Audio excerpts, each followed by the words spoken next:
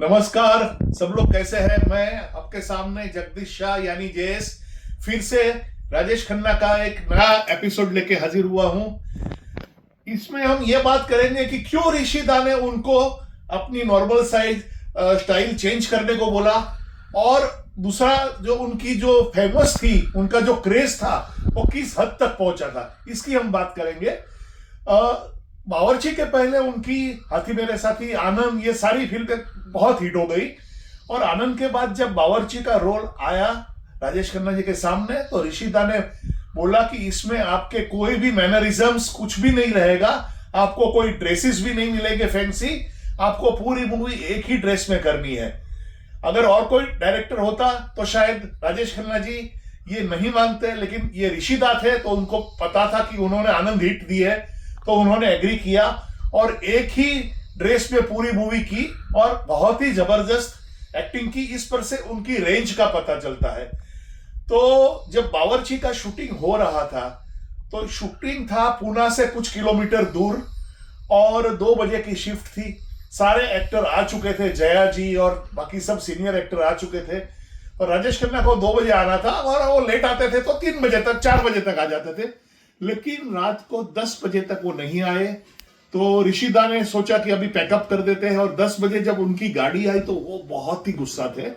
उन्होंने बोल दिया कि काका, अपने आप को क्या समझ रहे हो, कितनी देर से हम वेट कर रहे हैं आपका। तो उन्होंने एक शांति से कहा कि आप मेरे ड्राइवर से पूछ लीजिए, मैंने 2 बजे पूना टच कर लिया था और मैं 1 घंटे के अंदर लोकेशन पे पहुंच जाता।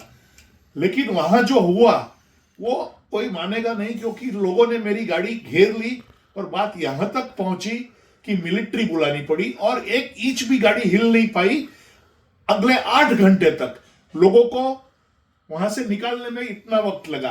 तो ये एक उनका जो क्रेज था उसकी बात है। और इसके साथ बहुत सारी बातें हैं जो आपने सुनी भी होगी, और ये हमने तो देखी है कि लड़कियां अपने खून से उनको लव लेटर लिखती थी, जहां पर से उनकी गाड़ी गुजरती वो धूल अपने माथे पे चढ़ाती, जहां पर उनका शूटिंग हो वहां कॉलेज की लड़कियों की लाइन लग जाती। और उन्होंने बोल के रखा था कि कोई भी उनके फैन को मना नहीं करना, उनको आने देना, और वो बकायदा सबसे मिलते थे। उसके अलावा जब उनको बुखार आता था तो लड़कियां फोटो पर पानी के पोते रखती थी। मतलब ये जो फेम है ना, ये मतलब आदमी के दिमाग पे चढ़ जाता है, ऐसा फेम था। और ये आज तक किसी ने देखा नहीं था। अपने जमाने में देव साहब भी बहुत ही फेमस थे, उनकी भी बहुत फैन फॉलोइंग थी, लेकिन ये कुछ अलग ही बात थी। तो बावर्ची का ये शूटिंग हुआ, बहुत हिट हुआ बावर्ची। उन्होंने जो रेंज दिखाई है अपनी एक्टिंग की, उसमें अपने मैनरिज्म्स छोड़ के, वो एक अलग ही बात है। और इस तरह से उनका और एक हिट मूवीज आ गया। और बाकी हम उसके दूसरे मूवीज की बात अगले एपिसोड में करेंगे। और कल 26 जनवरी की रिपब्लिक डे की मैं आप सबको शुभकामनाएं देता हूं। और please share, subscribe and like my channel अगर पसंद है आपको तो। शुक्रिया, गुड नाइट।